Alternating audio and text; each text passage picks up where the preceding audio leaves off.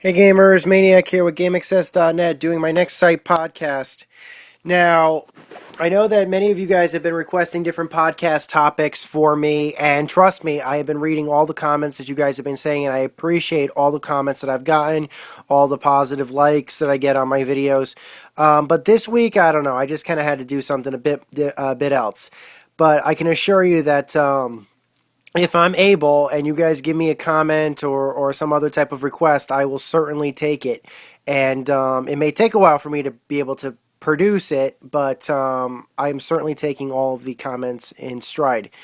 That having been said, we're going to be talking about Grand Theft Auto. Yep. By popular request. So, what can we say about Grand Theft Auto that nobody else has said about Grand Theft Auto? Well, it's time to get a little bit personal with you guys. Grand Theft Auto was a property that's been published by Rockstar Games. It has released several games in the series, with the fifth one coming up. There have been multiple expansions. It is probably one of the biggest video game franchises in video game history. Been a huge system seller. It's been a very profitable game series. And yeah, what can I say about this thing? This is a game that basically allowed a lot of players to live out the opportunity to be a hardened criminal. And I think it played to the id of some people. You know how everybody basically will say, well, there are things that you can do in life and there are things that you cannot do in life. Things that if you did will ruin your life. Grand Theft Auto allows you to play those things that will normally ruin a person's life. And when I guess they realized how ridiculous that concept is, they decided to make it as fun and as ridiculous as possible. There you have it. So I first became aware of Grand Theft Auto back when it was a PC exclusive property. Well, let me rephrase this. It wasn't a PC exclusive property, but it was. I first became aware of it back when it was on the PC.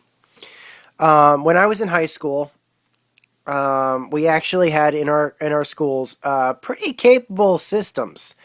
This is extremely unusual nowadays that you get a computer in your school that can run anything. But back in the day, when I was in school, because system specs were the way they were, and because computer designers were actually out there trying to make more powerful systems, um, it was possible to get yourself a system that was released at the time, and it would be able to run anything you threw at it. And sure enough, when I was in school, we had these Pentium 2 266s or something like that, and they could run anything we threw at them. I mean, most of the major games at the time were probably required, I don't know, 133 megahertz processors, and only if they did require 3D graphics, it was only just that you'd have a 3D graphics board. Um, Whoever, the features of it were irrelevant as long as it had 3D graphic accelerators. Period. That could support DirectX or OpenGL. Um, so my friends and I would, whenever we have class downtime or a teacher that wasn't in, we would be playing games on them. Now we couldn't play full games because there was no point of bringing games. But this is the time of the PC, the PC boom. There were lots of demos that we could get our hands on very easily, and we basically installed demos to these things, which I don't know how we can get them through, but the way the security was designed in on the computers, you could install whatever you felt like. You just couldn't remove it, if that made any sense whatsoever. It doesn't, but sure enough, that's how it worked. So I immediately became aware of this game that some of my friends were playing on the computers. Mostly, I would be playing games like, I don't know, Jedi Knights, or just anything like that. And my friends were playing this game called Grand Theft Auto 2. And all I could think to myself is, Whoa, that's awesome. Because they would try to get as ridiculous, because the demos back then only lasted for a couple of minutes. The way it worked was is that you'd load up the game and then you could have free reign, but you'd only have so much time to do whatever they would, and they'd basically try to set goals for themselves, like to cause as much destruction as possible, given the time limit, or to spend as much time in jail as possible, or yeah, that's or get or injured as much as possible. Just ridiculous stuff because they knew that there wasn't much that they could do with the time allotted to them. I remember thinking to myself that the game was interesting because it was like a 2D perspective. Um,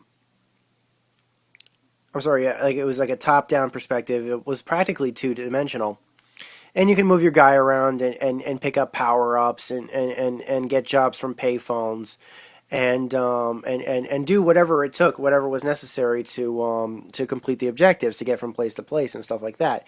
And I think how much we liked it was just in how ridiculous the process was, how ridiculous the game was, and we kind of thought the more over the top it got, the more fun it was, kind of thing, because we were just thinking to ourselves, this is the most ridiculous thing I had ever seen in my life. This is a lot of fun. So we had fun with it. Fast forward.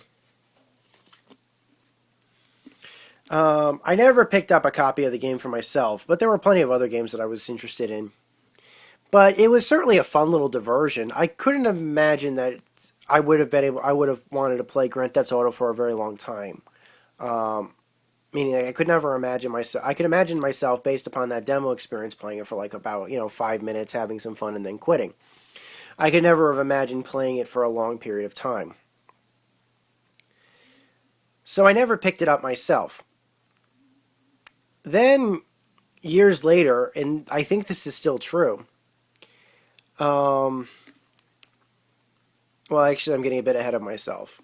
But the Grand Theft Auto series, stuck with me. It was something that I kept in mind. So fast forward a couple of years, or maybe even not that long. The PC basically gets its first rival competition in the form of the PS2, the Xbox, original Xbox, and the GameCube. Here you had, of course, it was also getting competition from the form of the PlayStation, but really, it was seeing its major releases start to dwindle in the sights of games like Metal Gear Solid 2 or the original Halo, basically that sort of things. Games that released exclusively to the consoles at launch and would keep exclusive contracts for a while. When the games were coming out first for the consoles before they'd hit the PC, there was starting to be a bit of a problem there. And when the time came when the PlayStation 2 launched, everybody had to get their hands on one.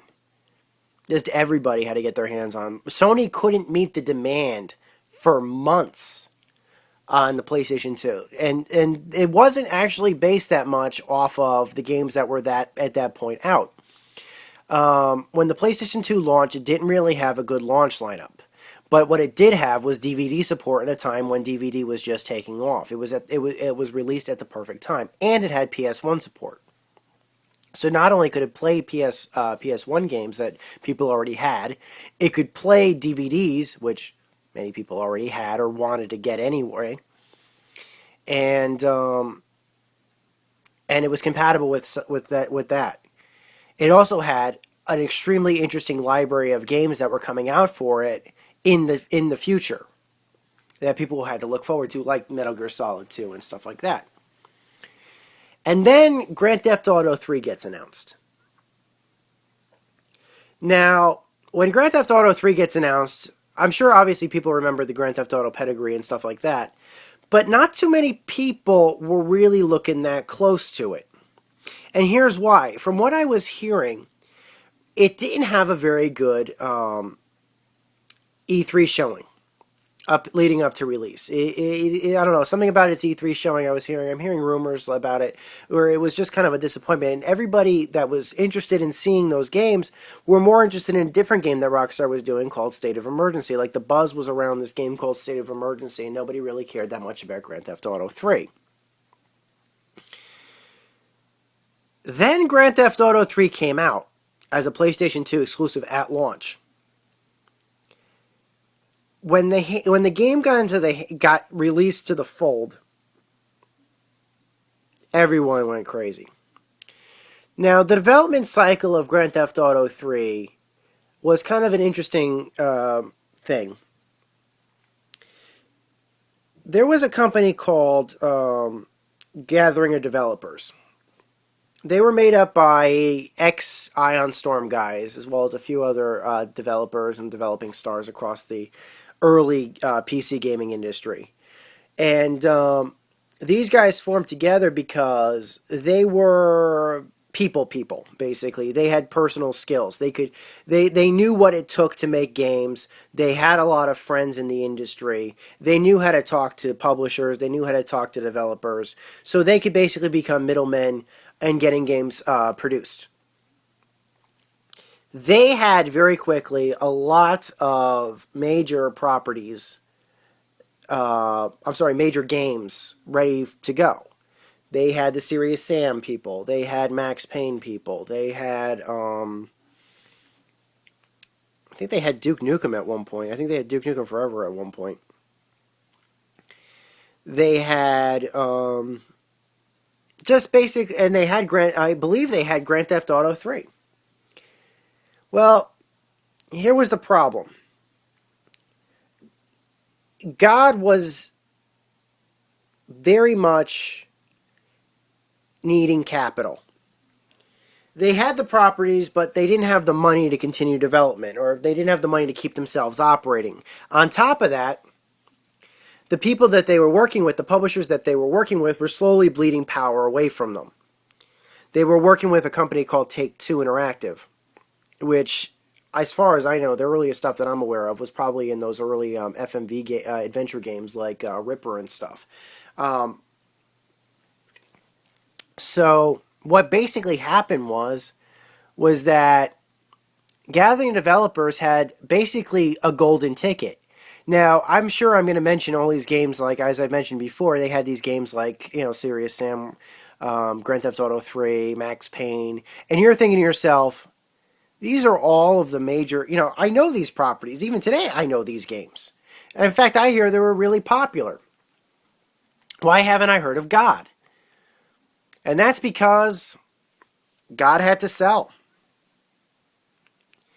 They just didn't have the stock to bring. Either they didn't have the stock, or they didn't have they didn't have the capital, I should say. And I think that's really what happened.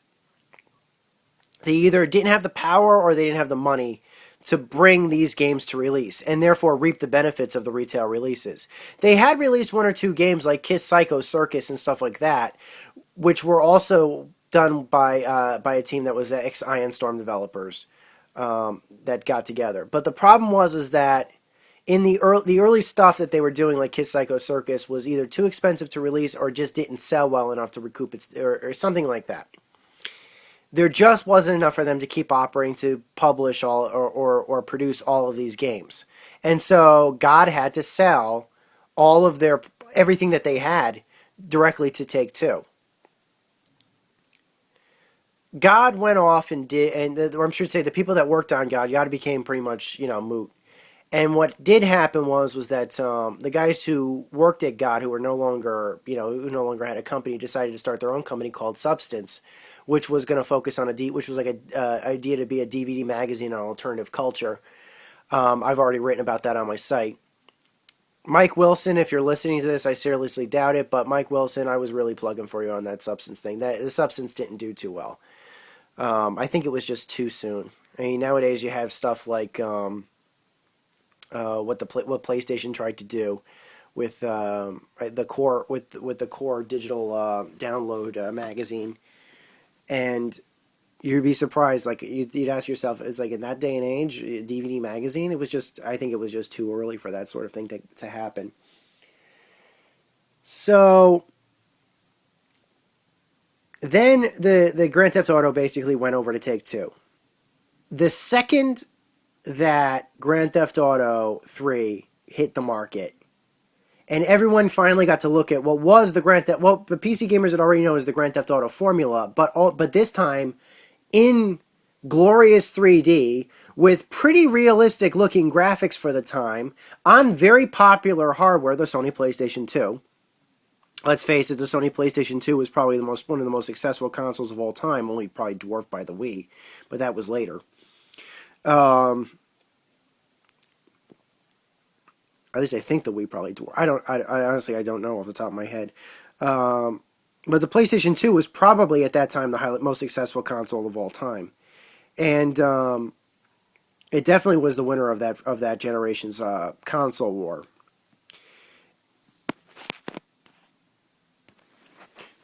When Grand Theft Auto 3 was released, it was probably something that nobody was expecting.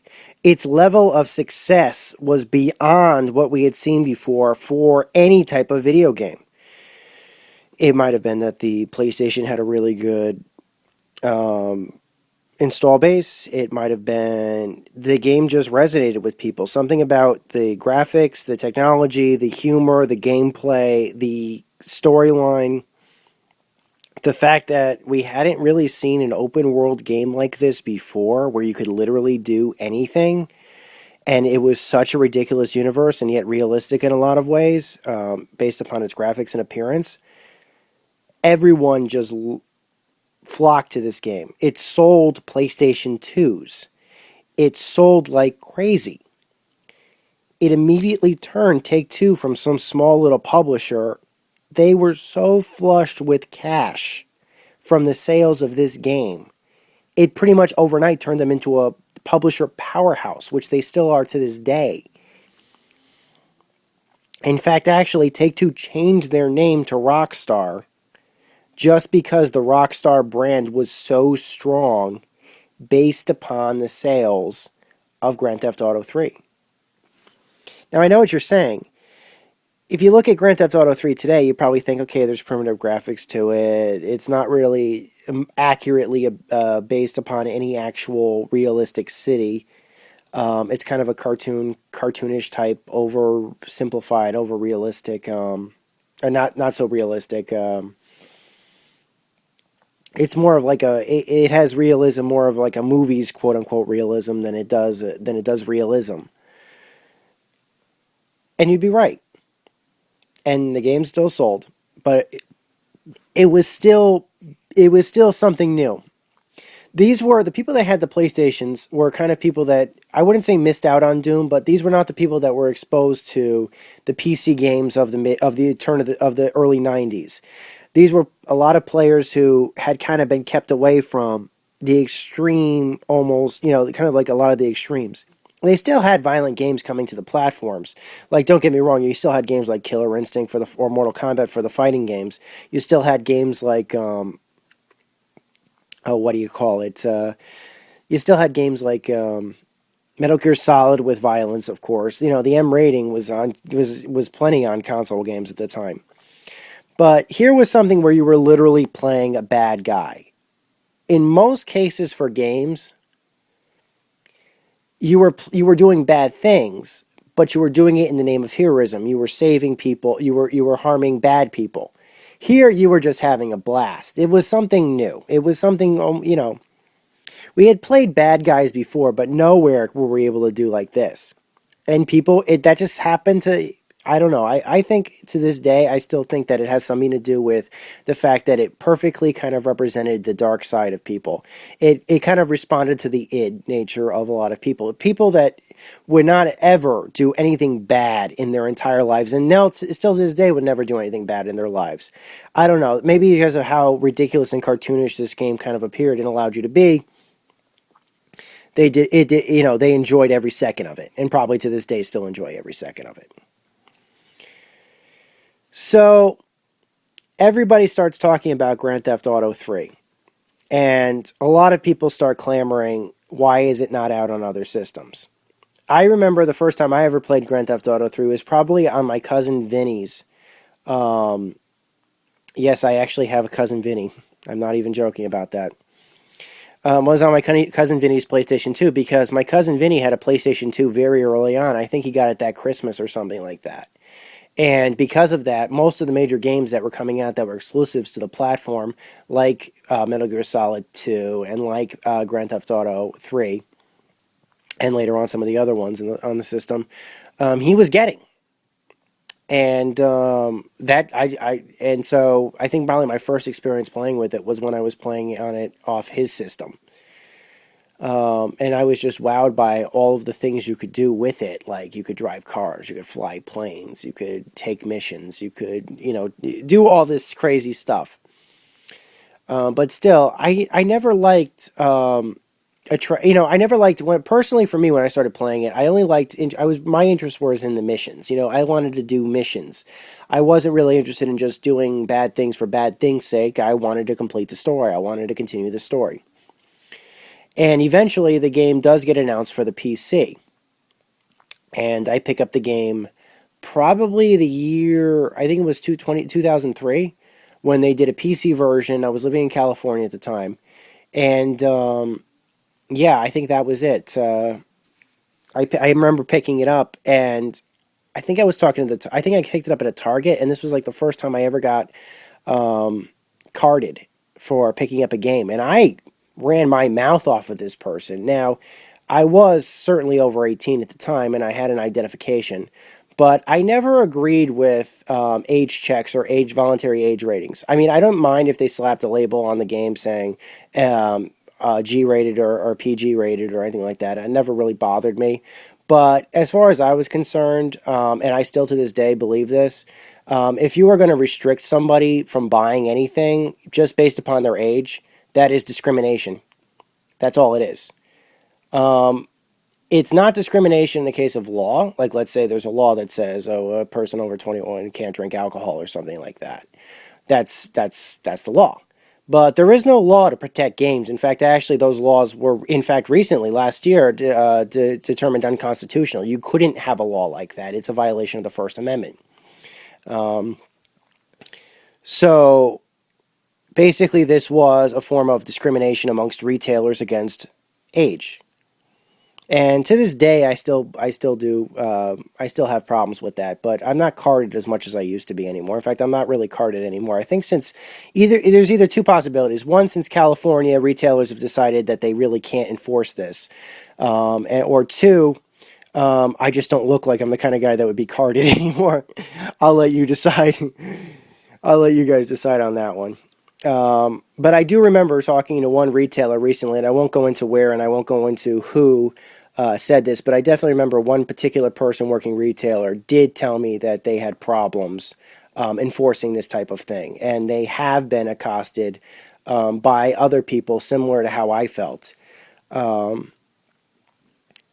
didn't agree with the policy either, but they enforced it because it was their job, even though there was no law backing it.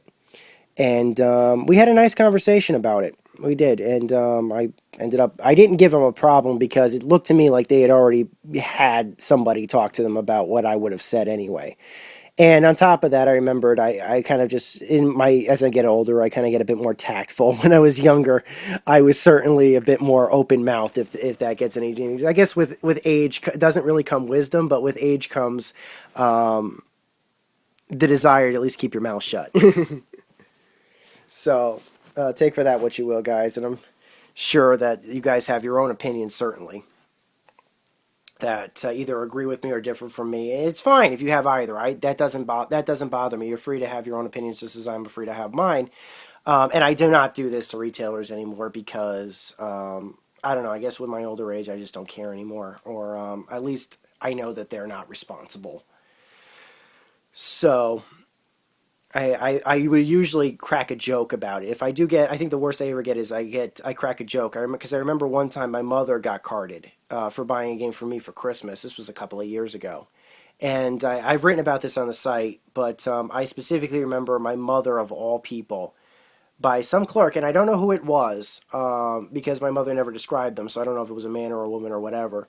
But the way my mother described the scene, she was buying a game for me, and I think the person who was ringing it up kind of knew that it wasn't for my mother, and asked her, and this is how my mother put it, now, is your child old enough to play this game? And my mother said, this is, swear to God, this is how she responded, yes, and old enough to buy the beer to go along with it. That's my mother for you.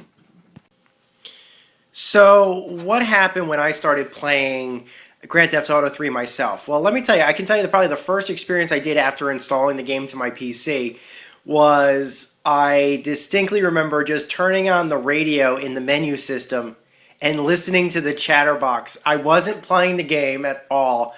I just started up the chatterbox radio station in the in-game menu and listened to it for at least an hour.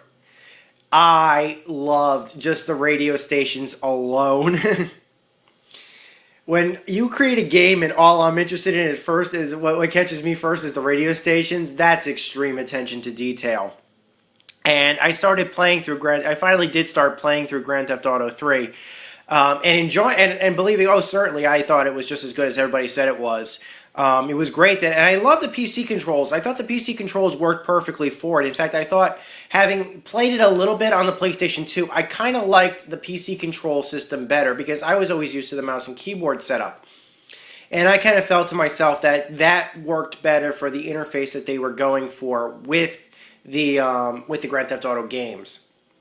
I thought actually it was better. It might have been not as good for the driving, but it certainly was good for the personal control, for the player control.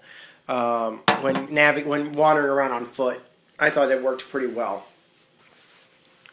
So I ended up loving it, but that game was hard. That game was really hard. And I can understand why a lot of people would just try to go crazy with playing around the game's world, because the storyline missions at a point would have difficulty spikes that were extremely, extremely high, and it would be very difficult to go back and replay them because there was no checkpoints. There were no checkpoints in them. There was no way in Grand Theft Auto 3 to just simply load a save if you died or go back to a spot you got stuck. No, if you died, you get sent to the hospital. You could load a save, but you'd still have to go back to, literally drive all the way back to where the mission was, load it up all over again, and try again. Very inconvenient. Extremely inconvenient. And I never liked that much. And eventually what would happen was, in Grand Theft Auto 3, I just hit a brick wall in a mission I could just couldn't beat, and I'd just stop. And I wouldn't be able to play any further. I'd get maybe about halfway through the game, which is not bad for a game that's, relatively huge. But, yeah, I just would never be able to make it to the end game or anything like that because I'd just get stuck in a mission or two. So there was that.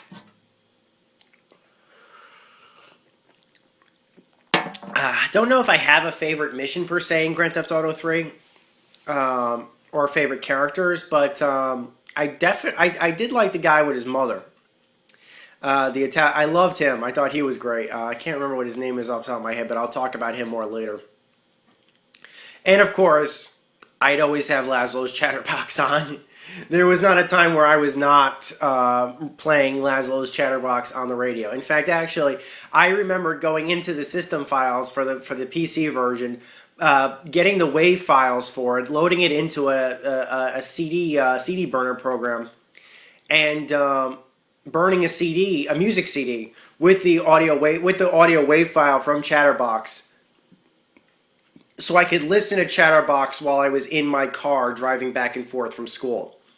That is not a joke. In fact, that wasn't the last game I did something like that for. I remembered when Prey came out. And they had the fake Art Bell radio show on there. I did that as well. And I also remembered when I played Vampire: The Masquerade Bloodlines, I took the MP3 files and burned those to a CD so I could listen to the Deb of Night in my car. And the reason why was because when I finally had a CD player installed in my car, there were no good radio stations at that point in my area. They were playing just bad music. In fact, that trend didn't stop until a couple of years ago. So back in the early to mid aughts, there were no good or decent radio stations. I mean, there were plenty of decent ones in the early 90s up till the turn of the millennium, but there wasn't any after the turn of the millennium for many, many years. And so some of my friends would be in my car with me and they'd complain, don't you, because I'd always play music CDs. They always complain, don't you ever listen to the radio or something? And I say, no, it's all commercials. And there's never anything good on. And after a few of those complaints, I decided to prank them and loaded up, Chatterbox into the car, and they thought it was the actual radio. I totally punked them. So, Grand Theft Auto 3 comes out. It's a huge revolution. So everybody's asking the developers, what's next? And, of course, Vice City was next. The developers say that they're doing a whole new game. It's going to be a prequel game. It's going to take place in the 80s. It's going to take place in a city called Vice City. It's going to kind of be like a very Floridian place with very Miami Beach or Miami Vice feel to it. And everyone was kind of excited. Everybody was pretty excited. And then the game came out, and I can tell you personally, I liked it more than Grand Theft Auto 3. I thought that they improved on. I thought that they took a lot. They had some very high ranking voice talent, including for the main character who talked for the first time. In fact, I remember, and this was I think 2003, 2004. The Vice City launched on the PlayStation 2. And PlayStation 2 owners were just gobbling this thing up all over again. They were enjoying it just as much or more than Grand Theft Auto 3. And rightfully so. The game was a ton of fun. So, it was raunchier. But it had one heck of a soundtrack. In fact, I definitely know this. The Vice City soundtrack CD box set is something that I gladly asked my folks for Christmas when I was a kid. Just because the soundtrack for Vice City alone was just so good. So I specifically remember messing around with just loving the music selection that was available with it. Eventually the game came out to PC shortly after E3 2004. In fact, I remember when I was at E3 2004, they hadn't released GTA Vice City yet, but it was finished. It just hadn't been released to the retailers yet. It was still in manufacturing. But they had a finished build of it on the PC at E3 2004, and I got to play it.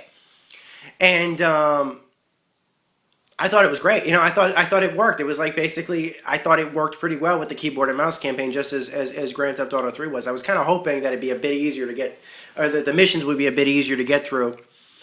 And I remember picking up Grand Theft Auto Vice City probably at full price when it came out on the PC.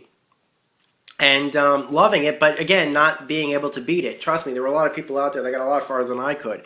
It still suffered from some of the problems of missions, but it was just so much fun to play Vice City that, or screw around with in the city itself, that I really didn't care that much. There was just so much stuff you could do. You could buy property. You could you could listen. The radio stations actually had great music. Great tracks from the 80s, and I love 80s music. So that sue me. I thought that was great. The humor was still intact. Laszlo was back, although he was doing the rock station, which was a reference to Grand Theft Auto 3, where he said that he was doing Chatterbox because he got kicked off the rock station. I thought that was a great little nod that they had him doing the rock station after that. And I just distinctly remember, but I think that one of the groups that felt disenfranchised were the original Xbox owners, because they're like, okay, where's the love for us? We understand that we thought originally it was going to be a PS2 exclusive, but it's not. But it's not anymore. You've got Grand Theft Auto 3 and Grand Theft Auto Vice City on the PC as well. Why aren't you going to release this extremely, extremely high-selling game that you are not exclusive to anymore to this console so Xbox players can do it? And Rockstar did. They decided to do. They did something really nice, and they bundled together Grand Theft Auto 3 with Grand Theft Auto Vice City, and released it as one package to Xbox owners. So anybody on, and I heard that they had bumped up the graphics. I haven't played the Xbox version of the Grand Theft Auto games, but I had heard that they had gone with a bit more of the tech, a bit better. They had gotten a bit better with it, like better technology, at least for better than the PS2 version. Like the textures were a bit higher or sharper or something like that, or something along those lines. I can't confirm that because I haven't played the Xbox version, but I have played the PC version. I know that they had better textures than the PS2 version, certainly. So, there you have it. So that made the Xbox One owners happy. So some more time passes, and those consoles, the PS2, the GameCube, and the Xbox, start to get a bit long in the tooth, and some new stuff starts coming out. In particular, the Sony comes out with the PSP.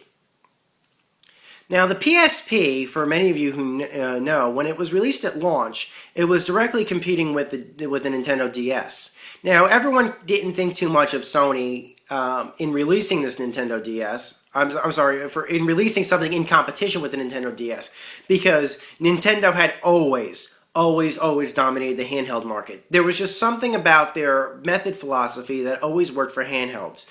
Virtual Boy notwithstanding, that's not really considered a handheld. Yet again, it's not really considered a console. Maybe that's why it failed. But other than the fact it was crap, but it also had no way of marketing it as something to place it as something. So Sony comes out with the PSP, and they're boosting a handheld that had slightly inferior graphics to the PlayStation 2 at a time when the PlayStation 2 was just on its way out, but superior graphics to the PlayStation 1. There was a lot that could be done with that. A lot of people were taking a look at that. It had a very high storage capacity for the time. It came on those little UMD discs. I know that a lot of people were saying, well, actually the hard memory, or like meaning the solid state memory and memory sticks, eventually eclipsed it. Yeah, but when the time the PSP launched, the highest capacity memory sticks that you could probably get affordably were only about a couple of megabytes, maybe 1 or 2 gigabytes at most, and those were premium sticks that cost a lot of money. It was made more business sense for them to release it to a new proprietary disc format than it did for them to release it on memory stick or any other type of thing, as Nintendo was doing with the DS. They were releasing on little game packs. But that was something that Nintendo did, and I'm sorry, that was something that Sony did, and it didn't hurt them at first. It certainly didn't hurt them at the time of the PlayStation Portable launch. It definitely hurt them on the way out, but I'll get into that later. But when people realized, okay, we've got a portable console, practically, with a lot of power to it, more power than we've seen in a handheld before, with a pretty decent storage capacity and save capacity to it, as well as wireless multiplayer out of the box, a decent screen, widescreen. There's a lot we can do with this. An analog stick, a couple of buttons, pretty similar to for what you would have for a PlayStation 1. We could put PlayStation 1 games or slightly better graphics PlayStation 1 games on it with multiplayer online. And I guess it was probably one of a great decision, but Rockstar decided to make a Grand Theft Auto game for it, specifically exclusive to the PlayStation Portable. This was brilliant. At a time when the PlayStation Portable was just trying to get its footing on major game releases, it had a pretty good launch. But it was kind of meandering with hits weren't coming every week after launch. They were kind of basically, you had maybe once or a couple times a year, like you'd have a few major hits coming out for it. There was no talk of any God of War games coming out to it. There was no talk of, other than the Metal Gear Acid series, there was no talk of like a Metal Gear Solid game coming out to it. So Grand Theft Auto Liberty City Stories comes out on the PlayStation Portable for a launch price of $50. I will say that again. A launch price of $50 for a portable game. No, I'm not making a mistake there. That's how much some of the very early PlayStation Portable games cost. Nowadays, I don't think that they would dare anyone would dare put it over 40. But yeah, That's how much I paid for it because I still did. I remembered loving the game on the PC, and I wanted to play this new game on the PlayStation Portable and see just what they could bring over and how much of the game, how much of Liberty City that they could bring over. It was, by all intents and purposes, a completely new Grand Theft Auto game, and definitely a deserving one of the Grand Theft Auto series.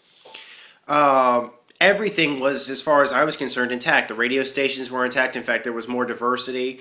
The talk radio station wasn't just Chatterbox. There were other fake radio stations on the talk radio. There was the controls were pretty good, even though there was no second analog stick, so you couldn't control the camera. The auto camera worked pretty well, especially for driving. The auto camera, especially for driving, worked really well. As well as things like the lock-on and stuff like that also worked really well. The missions were a lot of fun. You were not playing the same character that you did in Grand Theft Auto 3, but you did play one of the characters from Grand Theft Auto 3 as he was making his way in the world. I can't remember his name, but it was the mama's boy. It was the guy who loved his mama and everything. And the funny part about that is like halfway through the game, she puts a hit out on him. His own mother puts a hit out on him. That was fun. It was a fun game. I made it about halfway through the game before I got stuck. But I remember having a lot of fun playing through that. It still suffered from a lot of the problems that Grand Theft Auto games suffered for, the lack of mission checkpoints. But anyone who had played the Grand Theft Auto games up to that point knew what they were getting into. I mean, I certainly did. So I understood that. And on top of that, you pretty much had Liberty City to explore, and you had, and it pretty much phased itself through just as it had with Grand Theft Auto 3. It was basically Grand Theft Auto 3 2, if you will, was this Liberty City stories. I think a lot of people on the PlayStation 2 that did not have PSPs, because the PSP had a bit of a pretty slow adoption rate. It is today, as far as I'm concerned. I don't think there really was. You couldn't consider the PlayStation Portable a failure by any means. It certainly wasn't first place. The Nintendo DS certainly did beat it out, but Sony was able to hold their own, I thought, and especially to this day. I mean, PlayStation Portables are still selling brand new ones. I think they're probably selling more than Vitas are. So, I mean, you can't call the PlayStation Portable a failure, but everyone was kind of lining up at the time that it was going to be one. So what happened was that a lot of people who didn't have PlayStation Portables clamored to have it released on an alternate platform. And it was eventually released to the PlayStation 2 as a PlayStation 2 game. I don't think it was ever released to anything else. I certainly don't think it was ever released to the PC or the Xbox. It was definitely released to the PlayStation 2. I know that because I actually had seen it played on the PlayStation 2. So I loved it. I don't know if I loved it as much as Grand Theft Auto 3, but I definitely got further in it than I did with Grand Theft Auto 3. I like the fact of the new characters and the playable character. I like the graphics for the PlayStation Portable. I thought they were phenomenal for the PlayStation Portable. The gameplay was intact. It was fun. I think that anybody who probably somebody who had played the PC version might have had a bit of a learning curve problem because of the controls. But anybody who would have played the game on like the PlayStation 2 controller probably would have had no problem. Probably had no problem with the controls because the control interface was very similar of the PlayStation Portable to a DualShock controller. And when they did port over the game to the new to the PlayStation 2, they definitely added in the second analog stick support, which was good. So all that aside, let's move on. Now, I don't know. There were two other projects that Rockstar did for Grand Theft Auto after Liberty City Stories. I can't remember which came first off the top of my head, but everyone was definitely looking forward to both of these. One was, of course, Grand Theft Auto San Andreas. The other was Grand Theft Auto Vice City Stories, the sequel to Liberty City Stories, and technically Grand Theft Auto Vice City 2. I'm going to talk about, I don't know which came first, but since we're talking about the PlayStation Portable right now, we'll just talk a bit about Vice City Stories. Um, Vice City Stories was a game that took place, I believe, before Grand Theft Auto Vice City. It took place in Vice City. You played as a different character. I believe it was like a brother of Lance or something. I think you played as Lance, or it was a brother of Lance, or something like that in that story. And I never played it very much because it kind of the whole opening kind of started off on an army base, and it kind of, I don't know, for some odd reason I never really finished the levels to get off the army base. Um, I think I just either got bored or I just was. I don't know. I either got stuck in a mission on the army base or I got bored or something like that. So I really don't remember. That having been said, by that point, they had actually put the Grand Theft Auto games at a reasonable price on the PlayStation Portable. In fact, those games were huge system sellers, I think. So that at that point, when I picked up Vice City Stories, it was probably like $20 or something like that. As was Liberty City Stories. They eventually lowered that to a reasonable price of about 20. But so that pretty much was like a expanded Vice City game. Like I said, I didn't really play it because it kind of had a bit of an extended tutorial on the army base, and I didn't really play it that much after that. Or I didn't get. I don't remember getting into the city or anything like that. But Grand Theft Auto San Andreas. Let's move on a little bit. This was the last game to come to the last generation of consoles. This was the last Grand Theft Auto game. When the words were coming out that after Vice City and probably while Vice City Stories was being worked on, uh, people were talking a lot about what's going to be a sequel to Vice City. Is there going to be like a Grand Theft Auto 4? Or is there going to be another Vice City sequel? Basically people were curious about what's going to be happening next. And then the word came through the grapevine. The internet media had taken wind that the next game was going to be called Sin City or something like that. And whereas Grand Theft Auto 3 was like a parody of New York, and Grand Theft Auto Vice City was like a parody of Miami, this new one, Grand Theft Auto Sin City, was going to be like a parody of Las Vegas, which interested a lot of people. I think that a lot of people responded to that. They thought that that was a good idea. But Rockstar denied it, and time passed. And then Rockstar did the unveiling that their next game was going to be Grand Theft Auto San Andreas. And they started showing something entirely new, whereas like the first one was about 80s style. I'm sorry, the second Vice City was like about 80s style, and the first one and Grand Theft Auto 3 was like about modern day with the mob and everything in New York. This one was going to be about the gangs in South Central Southern California during the early 90s. So they did something new. They were doing something new with it. Interesting. And then a lot of people ask, well, where's Vice City? I'm sorry, where's Sin City? And then they unveiled how big this thing was going to be. And they were practically bringing in this map world was going to be huge, bigger than we had ever seen before. We were doing, this was covering more than just one particular city. They were covering like 3. They were going to be like covering like Southern California, Northern California, and as far west as like Las Vegas. Although I did hear that they did bring in the other cities for missions and stuff like that too. Some of the older cities did come back for missions, so I thought that was kind of cool.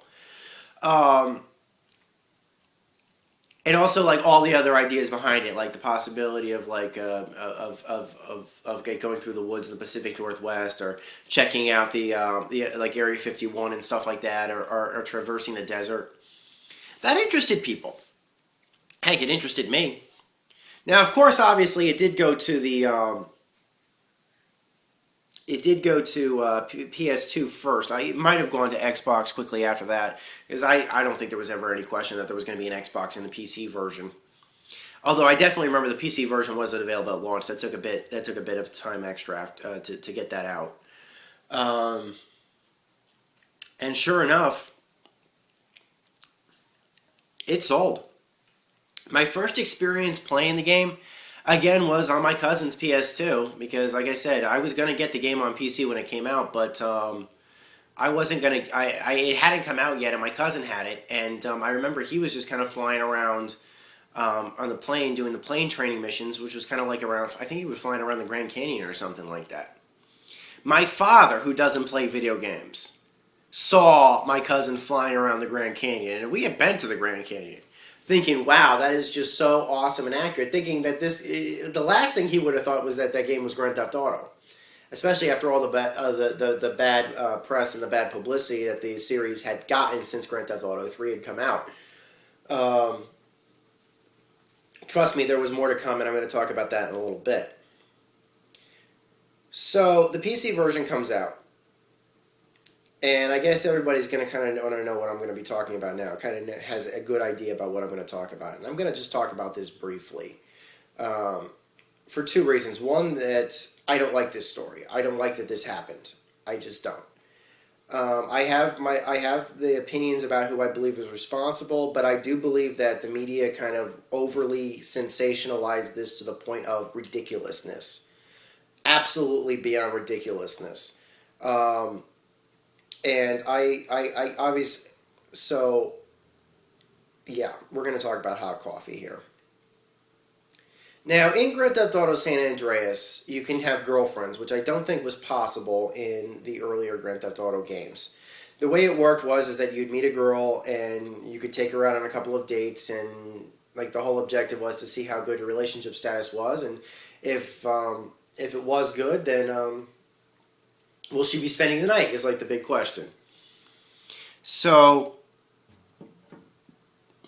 in the game, the girl will either go home or will stay overnight, and the game will fade, and it'll start back up in the next morning, and she'll leave. That's what happened in the game. But that wasn't what happened originally. That wasn't what was originally designed in the game. What was originally designed was the developers decided that they were going to put in the possibility of you actually having sex in the game. Somebody found the code when the PC version came out. Somebody dug through the source code of the game, and this would have had to have been illegitimately because the terms of service of the game does not allow backwards. How do I put this? It doesn't allow reverse engineering of the code. But somebody got into the code and was looking through the code, and they found some stuff in the code commented out. Now, as somebody who's dabbled in programming, basically programming is something that it's not exact. It's very stressful because if you make one mistake, your game stops working entirely. So programmers are kind of like a shifty group because they always have to stay concerned about their mistakes. And so if something is going to be removed from the code, perhaps if the action of them physically removing that portion of it, even if it's just like a simple extra portion of the game itself, it's not a good idea to just completely remove it forever, because if the game breaks, you're going to have to rebuild that whole section again and try to remember what the heck you did. There might be something important in that the rest of the game needs in order for it to function. There's always that concern. So a smart programmer will simply just comment out the sections, see if the code compiles, and in case they need to bring it back, they'll just leave it in the code. They'll just leave it commented out. Somebody found these comments going through the code and turned them off, so that the game would now apply the code as part of itself, and found what they claimed to be a full realistic, or what was claimed to be a full realistic sex minigame in Grand Theft Auto San Andreas. He released a patch online freely, as like he called it a mod, and it was dubbed Hot Coffee because in the game, the girlfriend asks, "Do you want to stay over for some coffee?" or something like that. Or hot coffee. It was like a hot coffee is like supposed to be a euphemism for sex. So when they came out, people first had thought it was a novelty, and then some very, very, very, very, very, very, very, very, very wrong people got their hands on it or heard about it somehow. And they overblew its complete sensationalism. They just completely just brought it completely beyond anything that would have been considered reasonable proportionally. I saw a screenshot of what the hot coffee mod looked like. It looked literally like if you put a Barbie doll on top of a Ken doll. That's all it was. So this is what happened. Because they determined that the modder didn't actually add the assets to the game, that the code was in that the game was in, that the code was in the game in the first place, even though it couldn't be accessible without some other type of reverse engineering or basically downloading a mod, which is I don't believe actually allowed by the terms of service of the Grand Theft Auto games. Other games do allow mods, but I didn't think the Grand Theft Auto games actually allowed mods. They never released. I don't think they ever released dev tools. Some people keep going back and they start looking for stuff. I think at one point somebody found possible split screen play for Grand Theft Auto 3 or something like that. So every once in a while somebody finds something.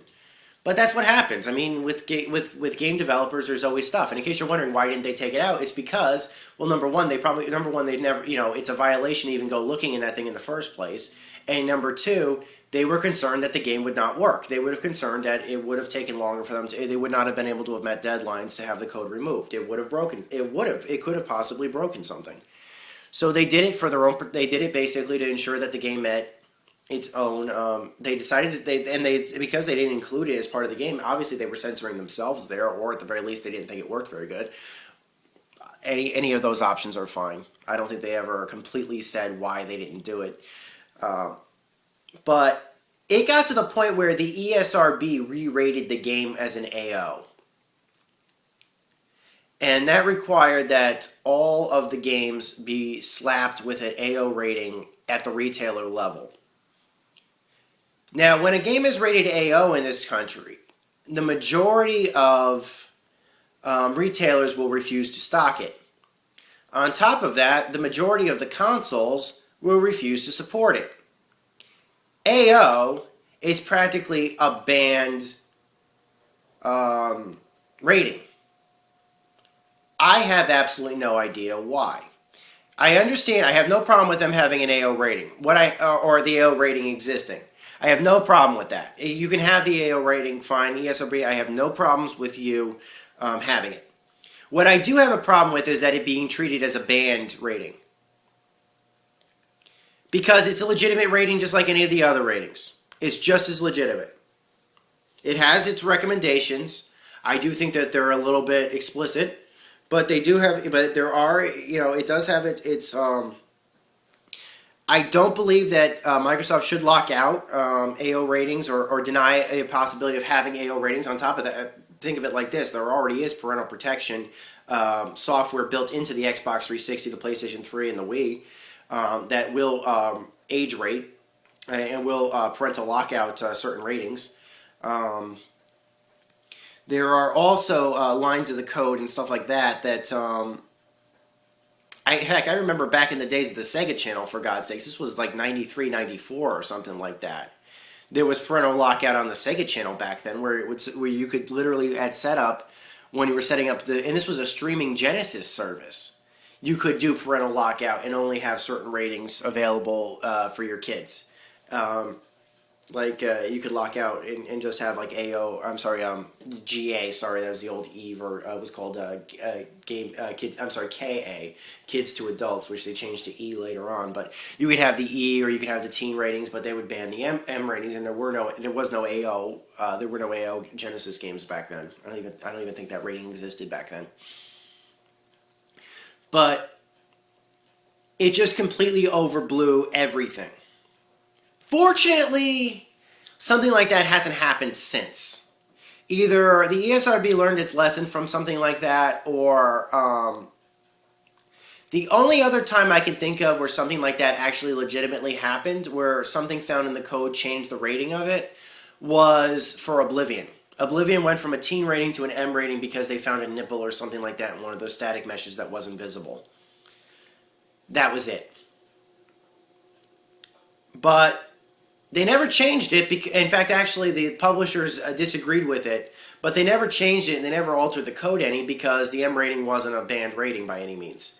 So they didn't, they just didn't. They accepted the rating and they just didn't care. Oblivion still sold fantastically without the rating or no. So they just didn't care.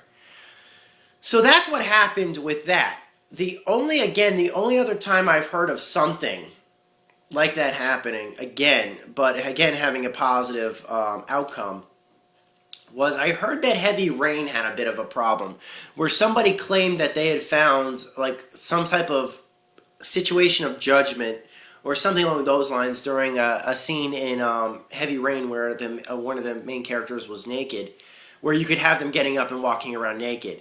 However, nothing ever came of that. I kind of made my own theories. It's like, okay, this is going to be, this will be hot coffee all over again. But nothing ever came of it. I guess that was just the only time. Now, what I think is that was that possibly the image had been doctored, or that something had happened, or it was a bug that they just simply fixed. They didn't sensationalize it, and it didn't change the rating any.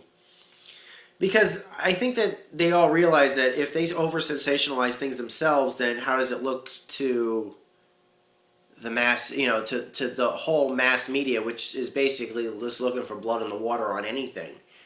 And how bad does that make the industry itself look when something that is no worse than putting a Barbie doll on top of a Ken doll can be interpreted this badly and cause this much complete just ridiculousness.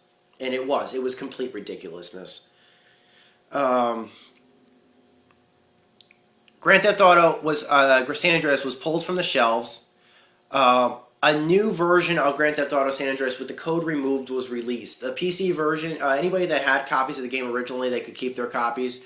PC owners were told to download a patch that broke compatibility with the hot coffee mod.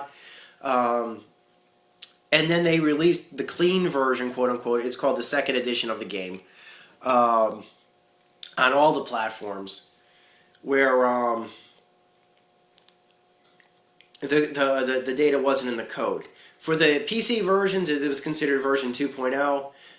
For the PS2 owners, you at least got something nice with it. PS2 editions were bundled with a custom, which is a special DVD that Rockstar produced about custom car modifications and stuff like that. I forget what it was called, but they were going to release it to UMD as well. I forget what the documentary was called, but I had some interest in actually watching that documentary when it was going to be released as a UMD exclusive. But I think that they either pulled the UMD or it delayed the UMD, and I never got because I already had a copy of the PC version of San Andreas. I never picked up that second edition, special edition of the PS2 version, so I never got to watch it. I heard it was reviewed. The critics I saw review it thought it was terrible, but what do they know? I could care less. It looked like a fun It looked like a fun documentary to watch. So that's the end with that whole Grand Theft Auto generation. Grand Theft Auto completely dominated. And then the next, quote unquote, the next generation consoles were coming out around 2005, 2006. People were talking about the Xbox 360. They were talking about the PlayStation 3. They were talking about the Wii. And then sometime into the cycle of this generation, Rockstar comes out and announces Grand Theft Auto 4. And the first trailer comes out, which showed a completely, practically recreated New York City. Digitally recreated New York City. With all the buildings completely modeled. And they're saying, this is what we got coming to these next consoles. This is what's coming. It's going to be Liberty City, but as you can see, it was such a realistic redetail of the city. I think it was the governor of New York was pissed. Even though the initial trailer just showed buildings and maybe a few cars, nothing violent at all. I think the governor of New York or the mayor of New York City was pissed. Like, how dare you make a game that recreates my city and show a trailer of my city in it? It's the stupidest thing I've ever heard in my in my entire life. It's like, stop talking, please. So, there's that. Microsoft announces when the console when the new game is unveiled.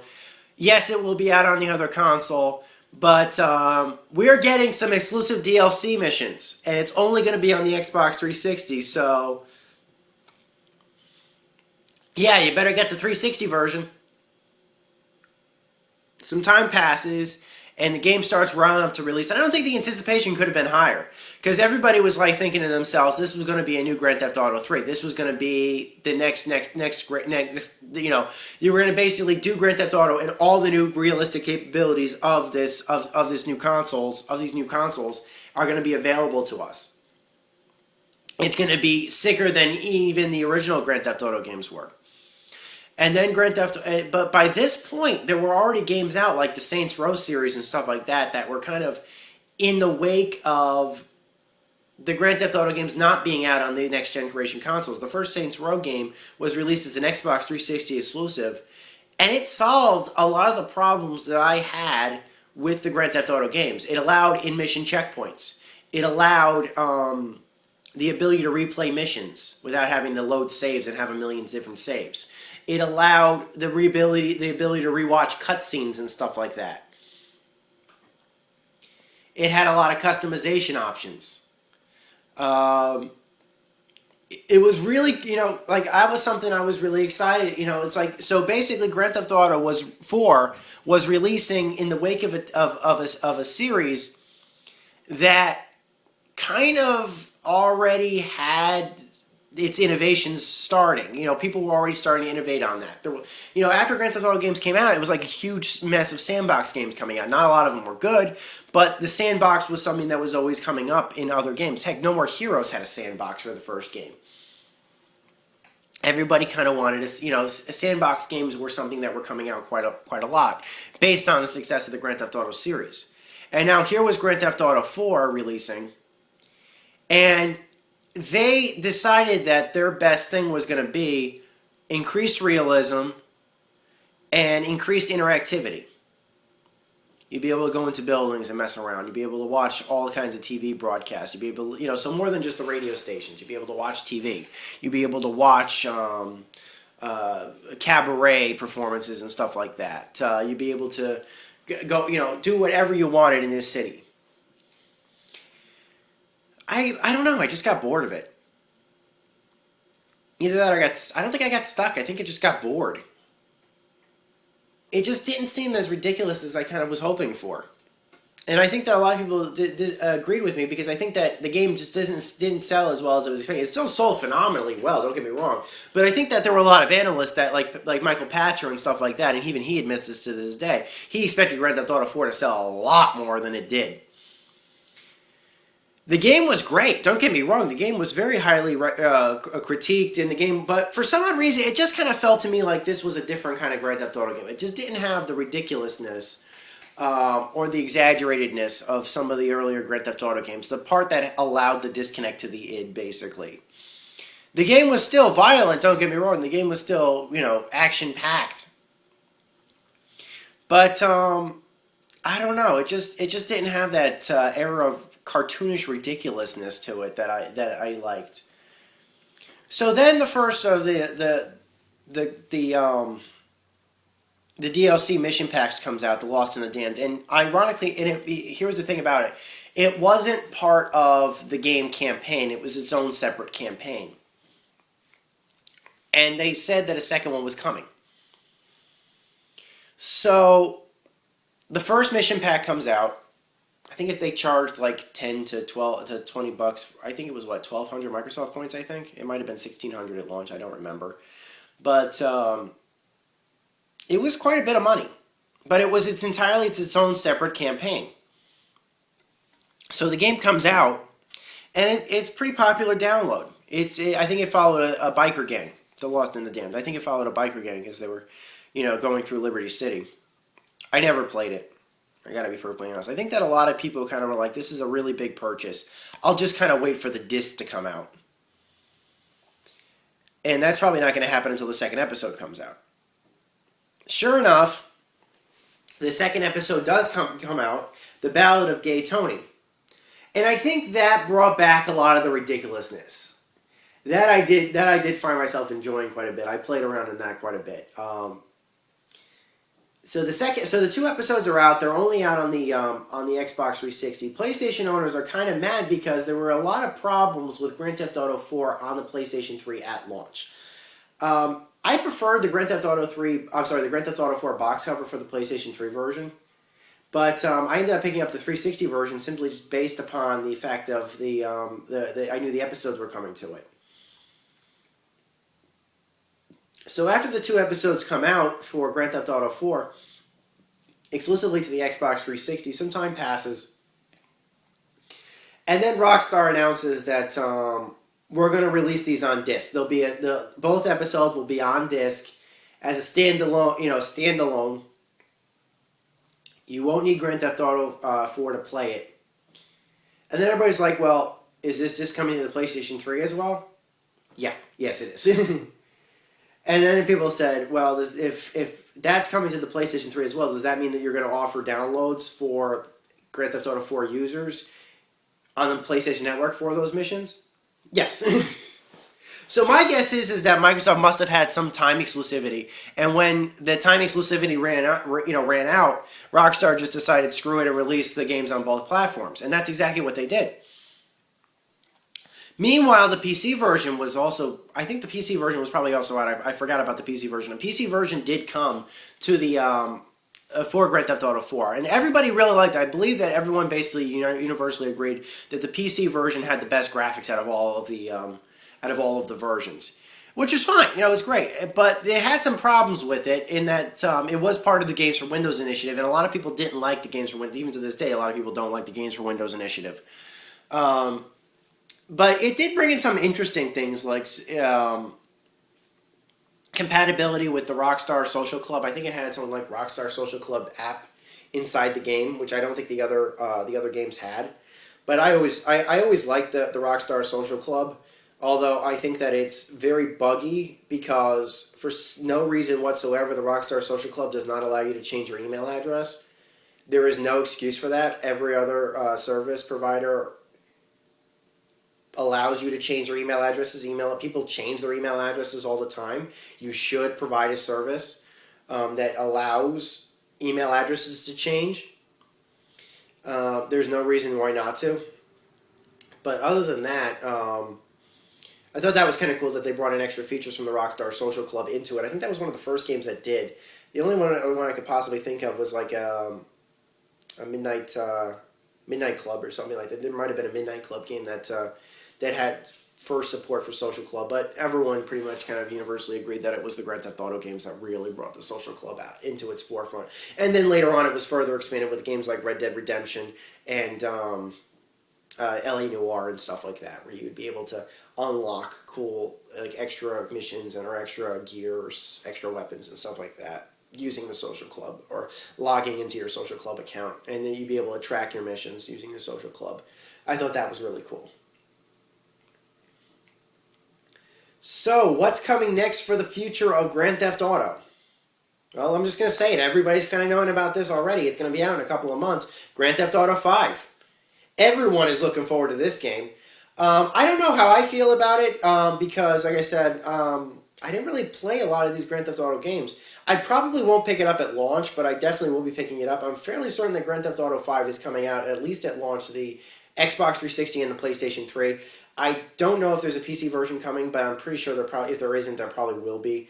It might even have it at launch. I don't remember. It's going to be in San Andreas. They've recreated San Andreas again, which is awesome. I mean, that was like, I think that might have been my favorite environment. I don't know. Like I said, I used to live in Southern California. They really did a great job at recreating Southern California and San Andreas. And let me tell you something about what really made San Andreas feel like Southern California: the lighting, the sunlight. I live on the East Coast normally. We do not get sun like that here. We've never gotten sun like that here. And then you go you go on the East Coast. I'm sorry, on the West Coast, and the way the sun lights on the sky in certain times of the day, most of the time, like most days, it's just beautiful. And they recreated that light feel. They really did, and I've seen screenshots from Grand Theft Auto 5. They've done it again in the next generation, on the new hardware, and that's great. That makes me feel like I'm back there. That was really good. That's really awesome. What's coming after Grand Theft Auto 5? Who knows? Maybe DLC, Grand Theft Auto 6, more expansions for Grand Theft Auto 5. Who knows? But this is one heck of a very popular series, and I think that a lot of people are going to be looking forward to it to come back. In case you guys are curious, I had heard recently that Laszlo was able to save the master tapes for the Grand Theft Auto radio stations from Hurricane Sandy. The tapes are still intact. Laszlo, appreciate it. Greatly appreciate it. In case they ever want to do a remake or something like that, or a re-release, the master tapes are intact, which is fantastic. For those of you who may be interested in playing some of the earlier pre-Grand Theft Auto 3 Grand Theft Auto games, Rockstar did have a Rockstar download series that they brought on, usually around New Year's or something like that, or Christmas, where they took some of their older games in the collection and released them for free on their website. I don't know if they're still doing that or if that site is still active, but they had posted, the first game they had posted to it was the original Grand Theft Auto. I think they might have posted an early Red Dead game to it, but don't quote me on that. And they'd also ended with posting Grand Theft Auto 2. So those games may be available. If you haven't played the Grand Theft 1 or 2, and you're interested in playing it on your PC, give it a look. Also, Grand Theft Auto 3 is on the iPhone now. So, I remember demoing it at New York Comic Con 2011. I thought they did a great job. I played it on the iPad. I messed around with it on the iPad, and I thought they had a pretty solid frame rate. I don't think the frame rate was very high in the build I played, maybe about 20 frames a second, but it was a solid frame rate. It didn't peak in and peak out, so I thought it was pretty smooth. I thought the control system worked pretty well as well, and it had possibly sharper textures. So if you can't find yourself a copy of Grand Theft Auto 3 or any other Grand Theft games and you want to play it on a modern system, you can certainly purchase them for download on modern systems, be it your iPhones, your iPads, Androids. In fact, I think they're available for download on the Xbox 360.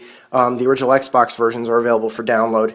So you can certainly pick these games up. And in fact, if you're interested in buying Grand Theft Auto 4 before Grand Theft Auto 5 comes out, I know for a fact that they are now bundling copies of Grand Theft Auto 4 new with the 2 expansion levels on the PS3 and the Xbox 360 versions. I don't know if they're doing this for the PC versions, but or you can just buy the disc separately. If you already have a copy of Grand Theft Auto 4, then you can just buy the episodes from Liberty City's expansion disc on either the PS3 or the Xbox 360 standalone and enjoy that way.